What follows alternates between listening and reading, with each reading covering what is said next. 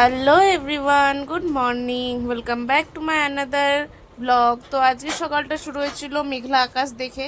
তারপরে দেখো এত অন্ধকার কিছুই দেখা যাচ্ছে না।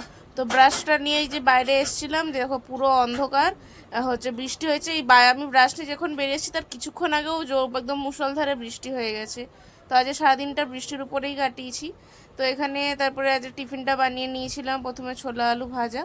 তো যেটা তোমাদেরকে জানানোর ছিল যে আমি আজকে সকালবেলা সিঁড়ি থেকে পড়ে গেছি। আর কিভাবে পড়েছি সেটা তোমাদের পরে বলছি। তারপরে দেখো এখানে আমি প্রথমে ছোলা আলু ভাজাটা ভেজে নিয়েছি। তারপরে এখানে দুপুরবেলা রান্না বসিয়ে দিয়েছিলাম। এখানে ভাত বসিয়েছি, কুদুরিতে নুন হলুদ মাখিয়ে রেখে দিয়েছি। এই আবার দেখো ওয়েদারটা দেখো, পুরো কালো ঝিম হয়ে এসছে।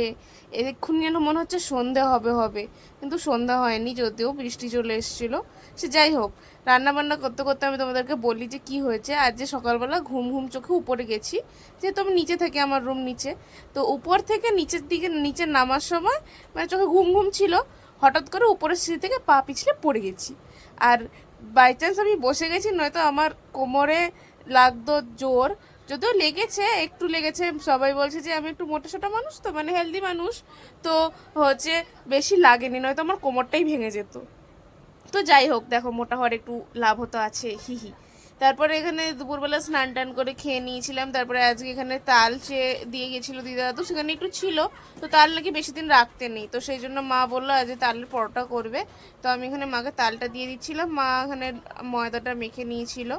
তারপরে এখানে আমি পরোটা ভেজে দিচ্ছি, আর মা বেলে নিয়েছিল। তো আজকের মতো এতটাই। ভিডিওটা ভালো লাগলে লাইক কমেন্ট শেয়ার, আর আমার চ্যানেলটাকে সাবস্ক্রাইব করে দিও।